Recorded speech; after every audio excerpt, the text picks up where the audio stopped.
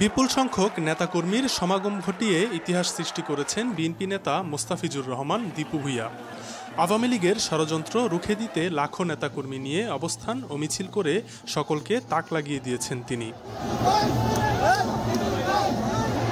15 August কেন্দ্র ঘোষিত উপজেলা ভিত্তিক অবস্থান কর্মসূচির অংশ হিসেবে দীপু ভূঁইয়া মাঠে নামেন।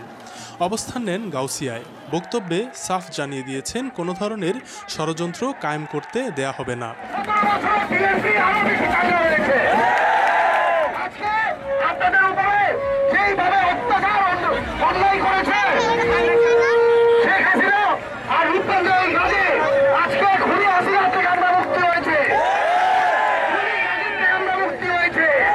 দুপুর থেকেই খণ্ড খণ্ড মিছিলের স্রোত। সময় যত বয়ে যায় মিছিলের সংখ্যা আর জনতার ঢলও বাড়তে থাকে। সকলের স্রোত মিলে যায় গাউসিয়া মার্কেট এলাকায়। ঢাকা সিলেট মহাসড়কের এই পয়েন্টে সেদিন ঢল নামে মানুষের। স্লোগান ওঠে স্বৈরাচার শেখ হাসিনার শাস্তির।